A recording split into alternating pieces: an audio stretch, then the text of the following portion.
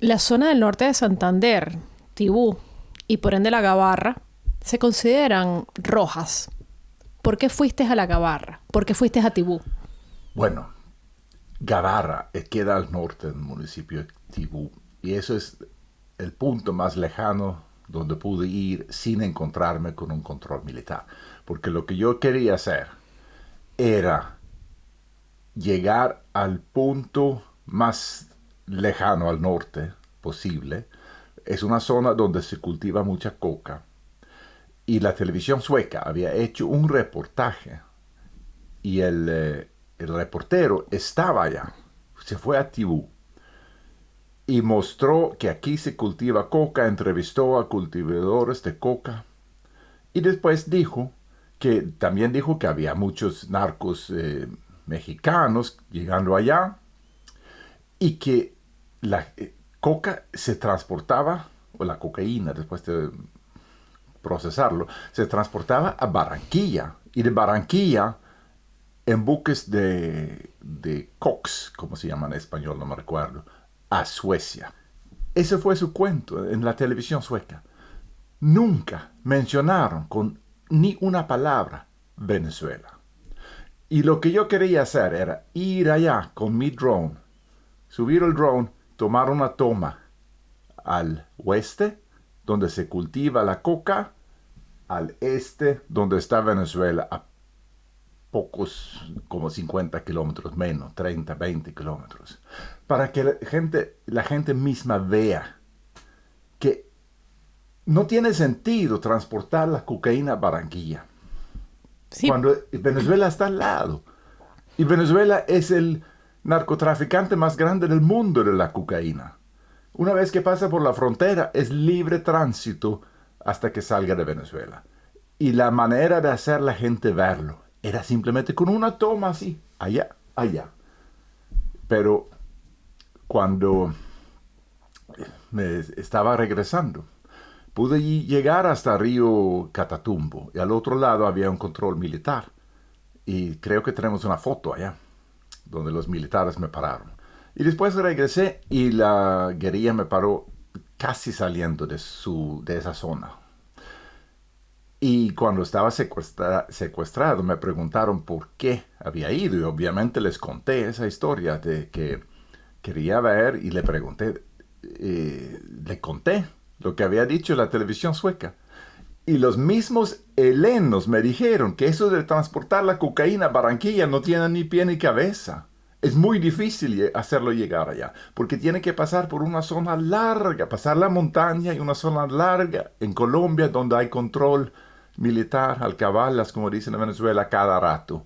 O sea, eh, No tiene lógica cuando no, tienes al lado al estado Zulia y al estado Táchira de Venezuela, sí, por los cuales ellos después, e incluso si nos vamos al otro lado de la frontera de Colombia con Venezuela, tienen el estado Apure donde hay pistas de sí, aterrizaje de avionetas sí, y que desde allá trafican vuelan a donde quieran. y desde allí salen y vuelan hacia Sí. diferentes partes de Latinoamérica. O sea, pero ¿por qué? Esa es la gran pregunta es, ¿por qué la televisión sueca no mencionó a Venezuela? ¿Por qué? O sea, el hecho que la cocaína pasa por Venezuela, ese es un hecho que todo el mundo sabe que está estudiando eso. ¿Por qué la televisión sueca no lo mencionó? Eso es la gran pregunta para mí. ¿Qué crees que esté pasando con la televisión sueca? ¿Qué influencia pueden tener ellos para no dar una información objetiva? ¿Qué crees que pasa? Esa es la gran pregunta. Sabemos por el escolta de Diosdado Cabello. Diosdado Cabello es el capo De de los los soles. soles, sí, el cartel de droga, de cocaína más importante del mundo, lo más probable es que sea así. Y su escolta en el círculo íntimo, que estaba por 2 años con él, lo sacamos nosotros, Fuerza de Paz Venezuela. Y él fue interrogado por 5 semanas antes de entregarlo a la DEA. Ahora es testigo en Estados Unidos. Y él nos contó que el yerno de Diosdado Cabello, que es artista, no me acuerdo su nombre ahora, Él tiene un cartel de los artistas, o el grupo, la ruta de los artistas. Y la cocaína pasa directo al mundo de los artistas. Estaciones de televisión y cosas así. Además, hay un sueco que se considera el embajador de FARC, la otra guerrilla, en Europa, que se llama Dick Emanuelsson, que vive en Honduras ahora porque fue expulsado de Colombia, que es muy pana de FARC. Y de hecho él escribió sobre mi caso y me difamó también. Él ha tenido una influencia desproporcional en Suecia sobre el punto de vista, o sea, la opinión sobre FARC, la opinión sobre lo que pasa en Colombia.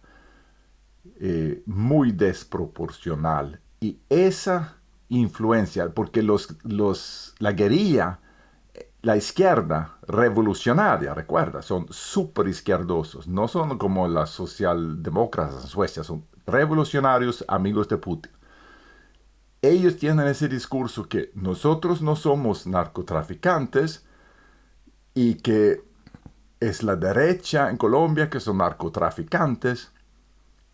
Y Venezuela no tiene nada que ver porque ellos son revolucionarios. Y la droga pasa por Colombia, por los carteles de Colombia. O sea, es su discurso que la televisión sueca está transmitiendo. El discurso de los revolucionarios. Y lo más loco es que ese discurso totalmente descabellado es lo que la televisión estatal sueca transmite. Que nosotros estamos pagando con nuestros impuestos sin que haya control político sobre eso. Es una propaganda absolutamente increíble por los revolucionarios en Suecia. Y por eso es que suecos creen que los Estados Unidos son los culpables por el problema en Venezuela, cuando no es así. Es el gobierno revolucionario. Porque este señor incluso también se identifica con el comunismo, se identifica con Cuba, con Rusia. Sí, ese Dick Emanuelsson, él considera que la guerra en Ucrania, allá el que tiene la razón es Putin, y que los ucranianos, él los llama nazis. Y también dice que los estados Estonia, Letonia, Lituania son gobiernos nazis. Y que yo soy un ultraderecha, pro-nazi y no sé qué. Yo pienso que hay que revisar muy bien la historia y darse cuenta, porque siempre a todos aquellos que se identifican con la derecha o ni siquiera que se identifican, sino que simple y llanamente por no tener una ideología como la de ellos, ya te etiquetan de derecha. Sí, yo soy del centro. Yo soy miembro del partido Center, literalmente. Aquí en Suecia. Aquí en Suecia. Y en Estados Unidos, ¿con quién te identificas? Con el Partido Demócrata, con los moderados. Los moderados sí. en Estados Unidos. Sí. Entonces, ¿por qué? Yo sé que más de una persona te ha etiquetado de comunista. Hasta de comunistas en Estados Unidos por ser demócrata. Hubo venezolanos que te etiquetaron de comunista. Sí, porque consideran que los demócratas son comunistas. Pero resulta que entonces este otro señor, que sí es comunista, que sí se ha identificado con el comunismo, también te etiqueta de derecha, de nazi. Sí. Si miramos a esos países revolucionarios, son los países más pobres. ¿Qué hacen? Manipulan la estadística para no mostrarlo, o echan la culpa a otro país, porque siempre tiene que echar la culpa a alguien. Y lastimosamente, ese discurso revolucionario, o sea, del crimen internacional organizado, llega aquí, llega a Europa, pero más que todo llega a Suecia. Yo creo que Suecia ha sido como el base de FARC en Europa para su discurso mentiroso. Y cuando gente aquí, de lado a lado, hasta de la derecha, creen en ese discurso falso que la pobreza en Venezuela es culpa de las sanciones de Estados Unidos. O sea, ese es el sueño del diablo. Ese es el sueño del diablo. Hacerle creer a la gente una matriz de opinión. Sí, culpar a los que están luchando por la ley y por la democracia, por lo malo que está pasando por culpa del crimen. No, realmente tenemos una lucha de valores aquí y a abrir los ojos de la gente por qué es lo bueno en el mundo y qué es lo malo. Estábamos claros en Europa después de la Segunda Guerra Mundial que los Estados Unidos habían rescatado a Europa. ¿Y ahora por qué estamos echando la culpa a ellos? Porque la lucha por el poder está por encima de todo. ¿Tú crees? Yo creo que es la propaganda. La lucha por el poder, pero es que precisamente el poder comunicacional Sí, pero mira, ¿por qué está así? es intenso. ¿Por qué está así? Los regímenes criminales, los autoritarios, ellos no tienen límites de en qué cosa pueden gastar su dinero. Una vez que uno se establezca como dictador, eso está en el libro Coup d'État Practical Handbook, la Biblia sobre cómo hacer un golpe de Estado y cómo establecer una dictadura. Ella dice que una vez que haya establecido la dictadura, tiene que invertir en fuerzas de seguridad y propaganda. Eso es lo que importa para mantener el poder y robar los recursos naturales.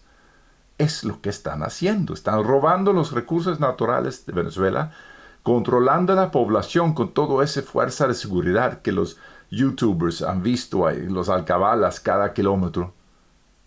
Pero no hacen nada que cuesta dinero, como salud para la gente, comida. Eso no invierten en eso.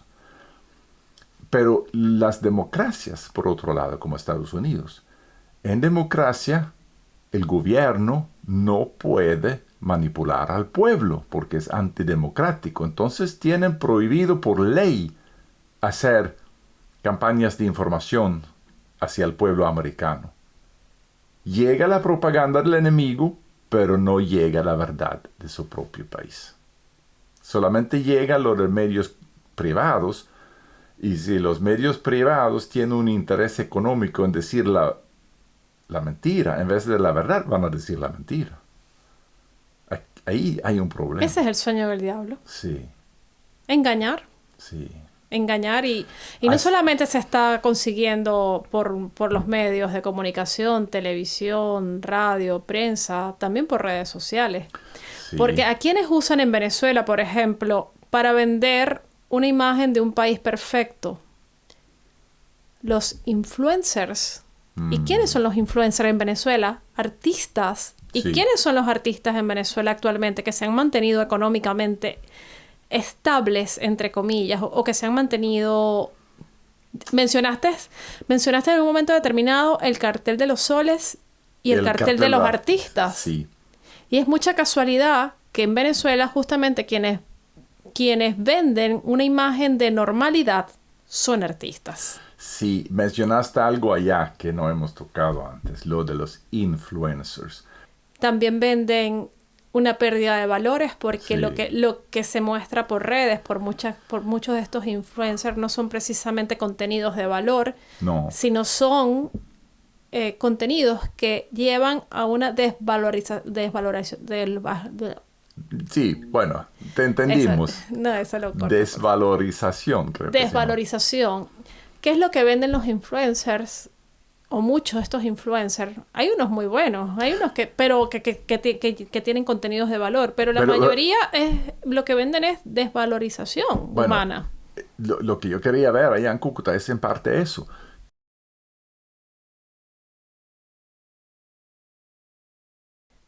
¿Qué opinas de la situación en la frontera, en esa zona de Tibú? ¿Cómo es la seguridad en esa zona? ¿Cómo viven las personas de Tibú? Bueno,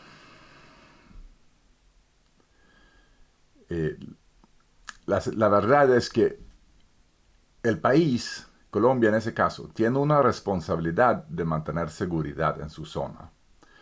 Donde ellos no tienen el control, deberían poner un checkpoint de decir que a partir de aquí nosotros no controlamos el territorio. El ELN considera que ellos están en guerra, ¿verdad? Guerra civil. Si es guerra civil, entonces debería haber un frente.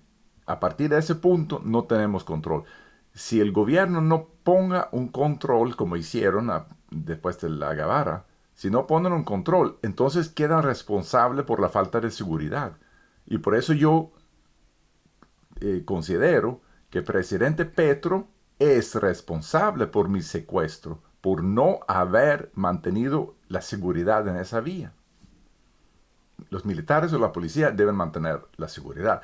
Poco después que me habían soltado, pasó una patrulla de policía hacia Tibú y por casualidad llegó un bus del otro lado con una cámara y grabó la explosión. Le mataron con una bomba. Y esa policía había trabajado en el grupo que estaba investigando mi desaparición. Así que no es cosa fácil para ellos mantener el control, pero entonces deben alertar y decir que aquí no pasa. Y como no lo hicieron, entonces obviamente Suecia y Estados Unidos después van a decir que esa zona roja no se metan allá porque el gobierno no tiene control, ni siquiera intentan mantener control.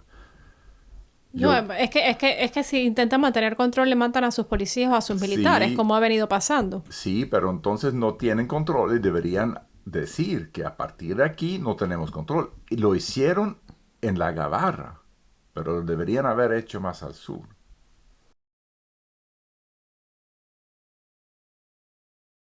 ¿Qué te preguntó el ELN sobre tu lucha por Venezuela? Bueno, ellos sabían obviamente que yo había estado en la Operación Libertad Venezuela, lo cual según ellos fue una operación de la CIA o algo así.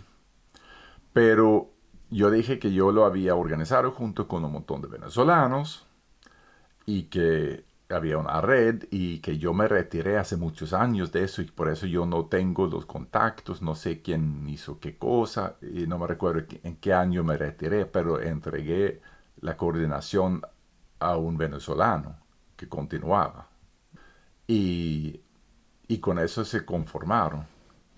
Y la mayoría de esas personas que estaban involucradas con Operación Libertad Venezuela, ¿dónde están ahorita? Se han retirado de la lucha, se han muerto, están encarcelados o han ido del país. Pero ¿Por qué? no hay mucha gente ¿Por que se qué? queda, porque esos fueron jóvenes, recuerda, en la mayoría fue gente joven. Y de Venezuela no creo como, no sé, pero creo que como un cuarto de la población han salido del país. Sobre todo los jóvenes.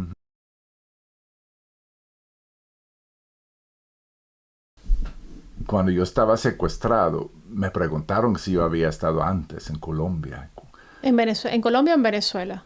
Bueno, en Venezuela obviamente nunca he estado. Me preguntaron por qué no has ido a Venezuela. Porque yo dije que todos mis amigos están en Venezuela, no conozco a nadie en Colombia. Le dije que bueno, nos reunimos aquí, no puedo ir a Venezuela por seguridad. ¿Y por qué no puedes ir a Venezuela? Bueno, ¿Qué pasa qué pasa en ese sentido? ¿Por qué no puedes ir a Venezuela? Aunque al final fuiste, ¿no? De otra manera. yo siempre quise ir a Venezuela, pero a verlo y no ir vendado. Bueno, yo no puedo ir porque he estado abiertamente luchando contra de un régimen criminal que comete crímenes de lesa humanidad incluso. Y además, como americano, como sueco, no es recomendable. Hay americanos que han llegado allá que han tomado como rehenes para intercambio de narcosobrinos, ¿te recuerdas? Sí, hubo el caso de los narcosobrinos donde Sí. precisamente tomaron a un americano en medio de Unos americanos directores de petróleo o algo. Así que ningún americano debe ir a Venezuela. Y aparte de eso, ¿por qué tú particularmente, o sea, tu caso, tú no puedes pisar Venezuela? ¿Quién te ha amenazado? ¿O quién te ha mencionado en Venezuela? Bueno, Diosdado Cabello me ha mencionado en El Mazo Dando, está por internet. Y también salió en un programa de televisión que no me recuerdo cómo se llama. O sea... La Hojilla, Ajá, con Mario Silva. Ajá. Y también el primer sitio donde yo fui mencionado y Operación Libertad Venezuela fue mencionado, fue... ¿Te recuerdas cuando Hugo Chávez murió el 30 de diciembre de 2012? Y él iba a ser instalado como presidente en enero de 2013. Entonces nosotros en OLV, cuando yo era coordinador, sacamos una publicación en Facebook que llegó a millones de venezolanos diciendo que si Chávez no será instalado, creo que la fecha es el 8 de enero, Venezuela va a quedar como una colonia de Cuba. Eso agarró arrechera, como dicen, en Cuba. Esa fue la primera vez que el régimen se dio cuenta de nosotros. Y después empezamos a echarle duro contra la presencia cubana en Venezuela, las dobles banderas. En OLV teníamos dos voceras, María Conchita Alonso y Ana Mercedes Díaz, que es ex directora de CNE. Y ellas dos, en muchas entrevistas por televisión en Estados Unidos, hablaron sobre ese tema. Y lo que nosotros analizamos fue que el plan era unir a Cuba y Venezuela. Pero gracias a todo ese trabajo que hicimos, incluso quemar la bandera cubana, se echaron para atrás.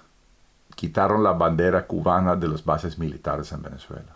Los soldados cubanos quedaron ahí, pero sin su bandera. ¿En qué momento formaste Fuerza de Paz Venezuela? Creo que fue en 2017.